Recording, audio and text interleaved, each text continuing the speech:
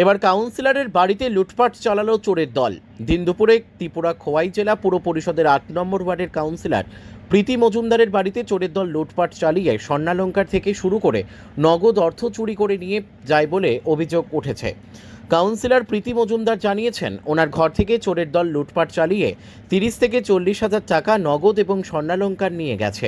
এই চুরির বিষয়ে পুলিশকে জানানোর পরও পুলিশ চোর চক্রকে আটক করতে সক্ষম হয়নি বলে কাউন্সিলর প্রীতি মজুমদার জানিয়েছেন। উল্লেখ্য, ত্রিপুরার 8টি জেলাতেই নেশা সেবনকারী যুবকরা নেশা সেবন করার জন্য টাকার ব্যবস্থা না করতে পেরে এই দুঃসাহসিক চুরির ঘটনা সংঘটিত করে যাচ্ছে। এইসব নেশাখোর যুবকদের বিরুদ্ধে পুলিশ প্রশাসন যাতে কঠোর পদক্ষেপ গ্রহণ করে সেই দাবি উঠেছে জনগণের তরফ থেকে।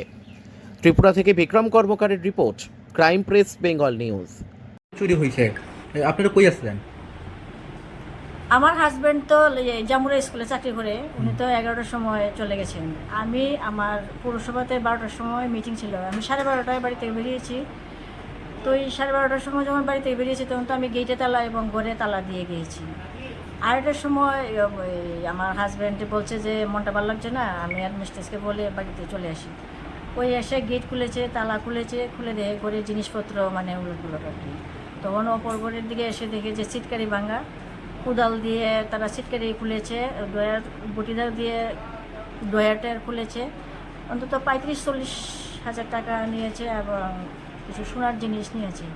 আর অপর আলমারি খুলে নিয়ে মানে যা পেয়েছে সামনে তাই নিয়ে মানে তারা চলে গেল আর কি।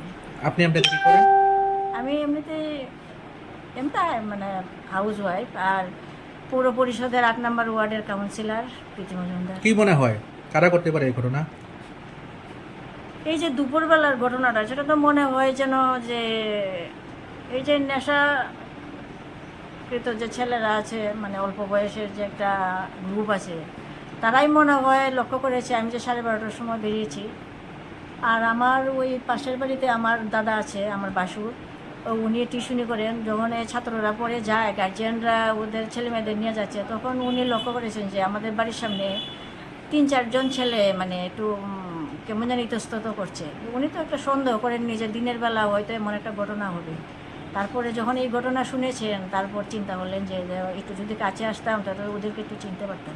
একটা ঘনবসতি এলাকা, এই এলাকার মধ্যে এরকম একটা ঘটনা ঘটাইলো, তো এলাকার মানুষ কি বলছে? এলাকার মানুষ বলতে সবাই এলাকার মানুষ একটা সন্দেহের বসে আছে যে মানে এত অঞ্চলে একটা নেশার কারবার খুব মানে তারা নেশাগ্রস্ত ছেলেরা আছে যে যারা একটু অল্প বিস্তর এই নাই সেই নাই বাড়িতে চুরি মানে টুকটাক করছে।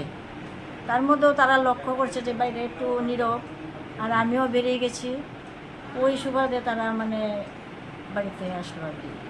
ঠিক আছে।